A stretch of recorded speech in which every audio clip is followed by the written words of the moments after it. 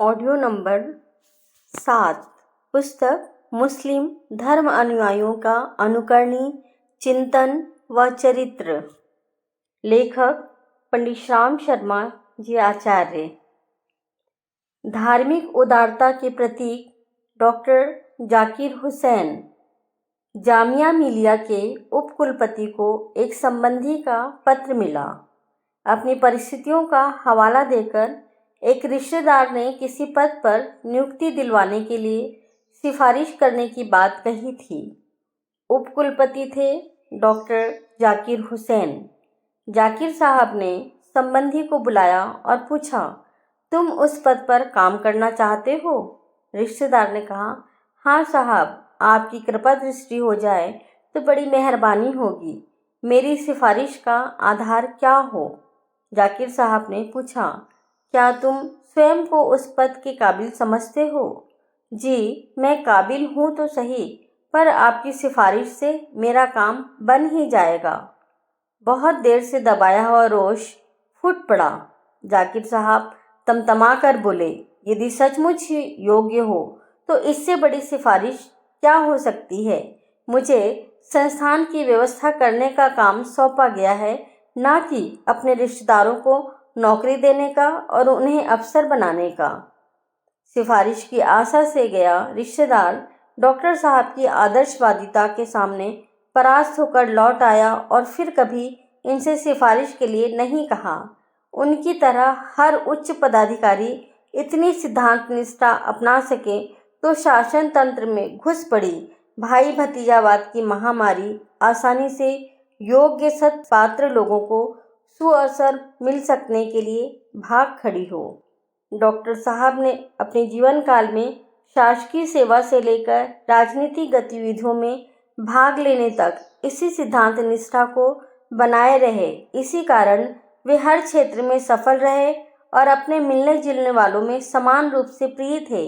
उनकी लोकप्रियता का अनुमान राष्ट्रपति चुनाव अभियान के सुचारू संचालन और उसकी सफलता से ही लगाया जा सकता है। संवैधानिक रूप से भारत एक धर्मनिरपेक्ष राष्ट्र है। यहाँ की जनसंख्या हिंदू बहुल है।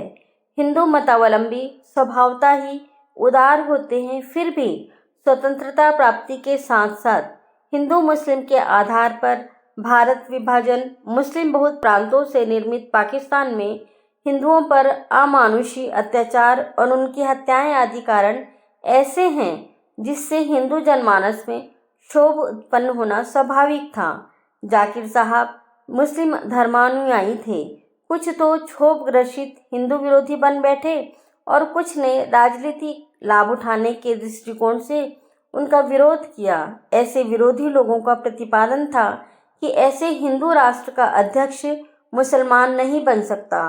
भारतीय संविधान के अनुसार राष्ट्राध्यक्ष पद के लिए उनकी अयोग्यता का कोई कारण नहीं था, पर लोक भावना ठहरी। जाकिर साहब का प्रायः हर क्षेत्र में विरोध हुआ। फिर भी प्रबुद्ध संसद सदस्यों ने उनकी योग्यता, नेतृत्व और प्रभावशाली व्यक्तित्व के बल पर उन्हें राष्ट्रपति चुना। राष्ट्रपति चुने जाने के बाद उन्होंने जो काम किया वह उनकी महानता को सिद्ध करता है। भारत की जनता धर्मप्राण है और यहाँ का संविधान धर्मनिरपेक्ष। डॉक्टर साहब ने धर्मप्राण जनता की भावनाओं को संतुष्ट करने के लिए राष्ट्रपति पद की शपथ ग्रहण करते ही हिंदुओं के श्रद्धेय संत शंकराचार्य और जैन मुनि श्री सुशील कुमार के सर्वप्रथम चरण स्पर्श किए। लोगों को सहज विश्वास हो गया कि जाकिर साहब मुस्लिम होते हुए भी उदार हैं और उनकी दृष्टि में मुख्यतया जनभावना ही महत्वपूर्ण है। कुछ कट्टर मुस्लिम रुष्ट हुए। एक मुसलमान सदा की शत्रु जाति के धर्माचार्य का चरण स्पर्श क्यों करे? कुछ ने उन्हें काफिर कहा, कुछ ने बहिष्कार भी किया, पर डॉक्टर साहब निश्चिंत रहकर अपने काम में लगे रहे।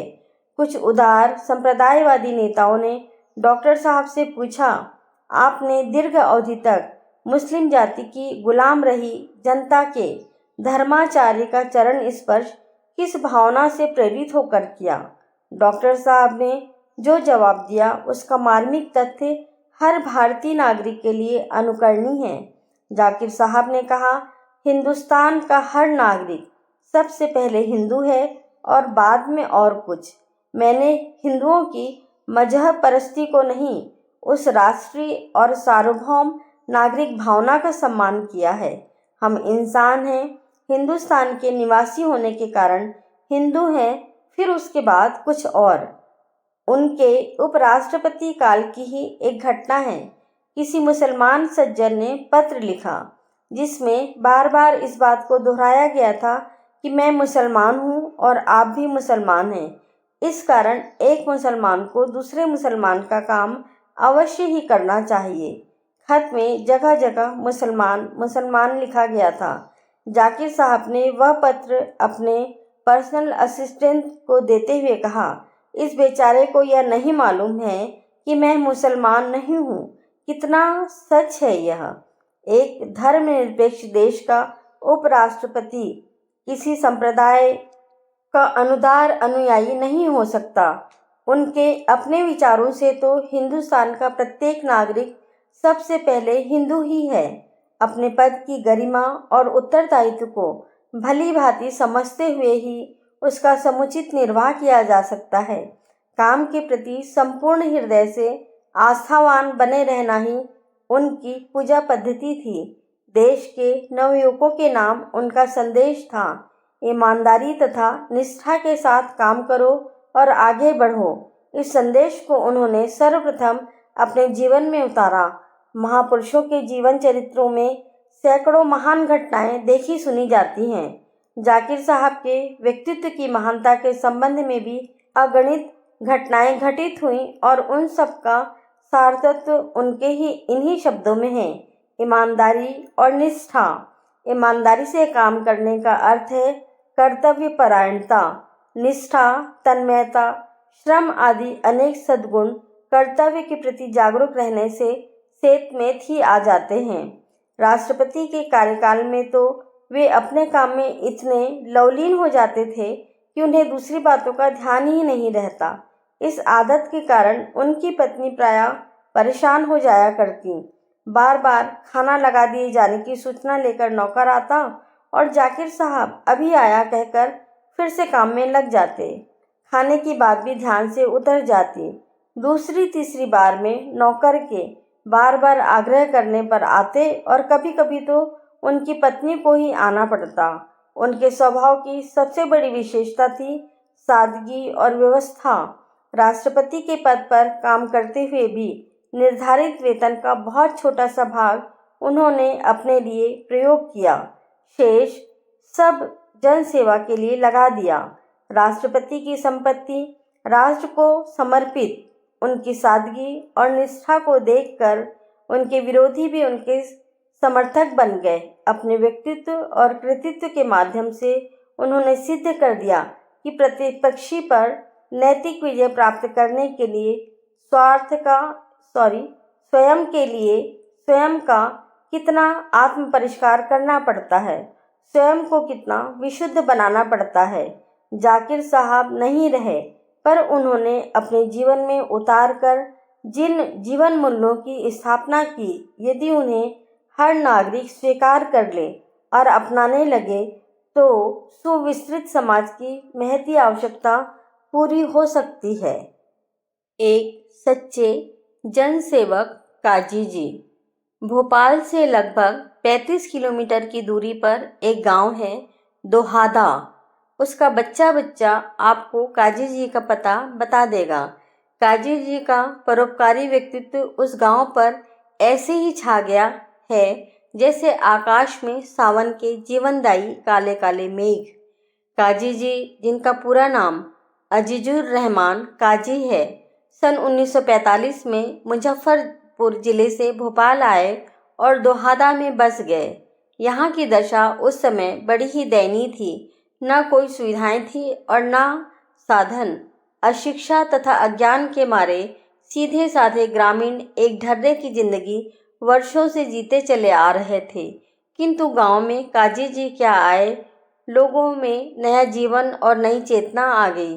काजी जी उन व्यक्तियों में नहीं हैं जो समय के प्रवाह में परिस्थितियों के थपेड़े खाते रहते हैं और उसी में बहते रहते हैं। वे तो परिस्थितियों को अपने ढंग से मोड़कर चलने योग्य बनाने के अभ्यस्त हैं। 70-72 वर्ष की आयु में भी नवयुवकों जैसी लगन तथा उत्साह को लेकर कार्यरत हैं। वे गांव को नया ही रूप दे दिया है उन्होंने। गांव में अधिकांश लोग खेतीहर हैं। पहले तो ईश्वर की इच्छा पर ही निर्भर था बेचारों का जीवन यापन। वर्षा हो गई तो फसल अच्छी हो गई, अन्यथा बेचारे साल भर खाने को भी तरसते। काजी जी ने सोचा, यूँ हाथ पर हाथ रखकर बैठे रहे और आकाश की ओर आशा की दृष्टि से देखते भर रहे तो उसमें ना तो प्रशंसा की बात है और ना पुरुषार्थ की। अपनी सुविधाएं अपने हाथों ही जुटाना चाहिए। उन्होंने कुछ जन जागृति द्वारा और कुछ राजकीय सहायता द्वारा इस समस्या का निदान करने की सोची। निरंतर प्रयत्न करने से तो ईश्वर भी पास आ जाता है, फिर छोटी मोटी सफलताओं की तो बात ही क्या है। उनका श्रम सार्थक हुआ और सन 56 में गांव में एक बड़ा तालाब बनकर तैयार हुआ, जिससे संपूर्ण गांव की सिंचाई समस्या हल हो गई।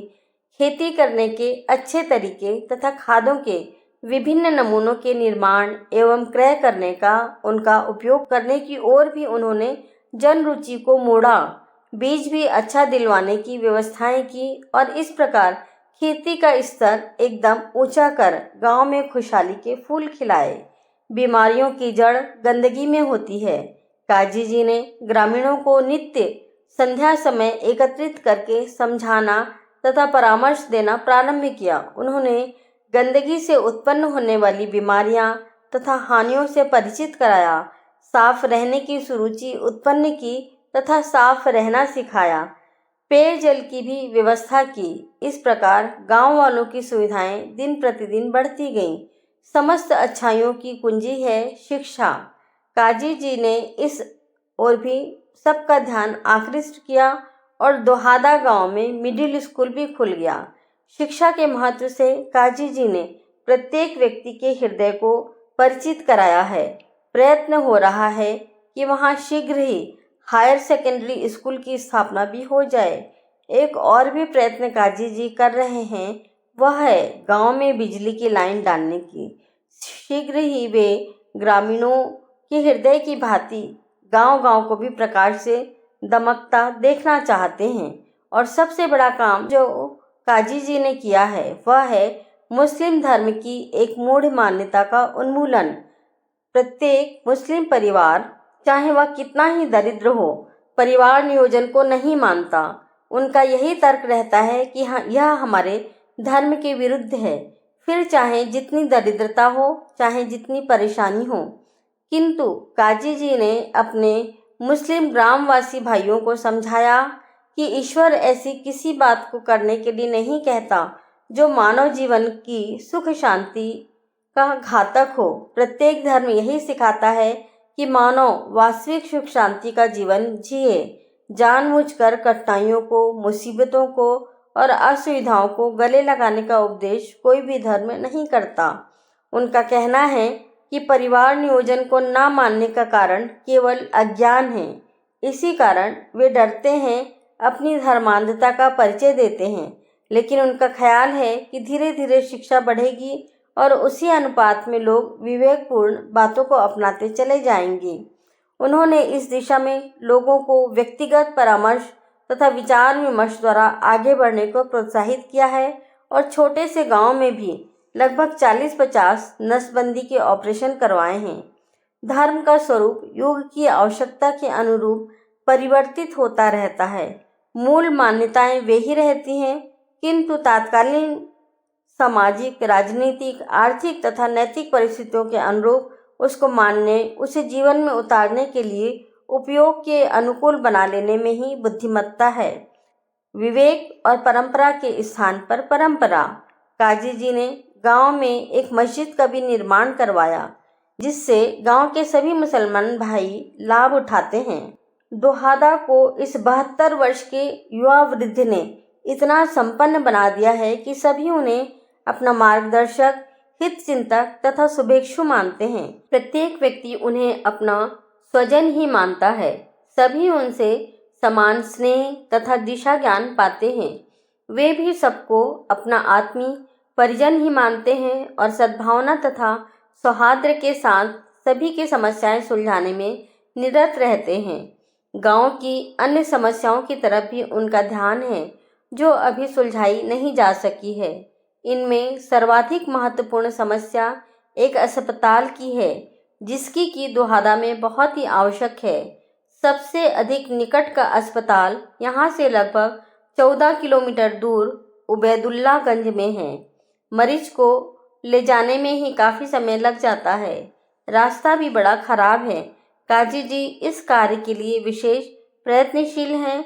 उनकी योजना है कि चंदा करके सार्वजनिक पैसे से वार्ड का निर्माण कर लिया जाए, तब शासन द्वारा डॉक्टर की नियुक्ति भी सहज हो जाएगी। गांव की आत्मा में जैसे काजी जी की चेतना समा गई है।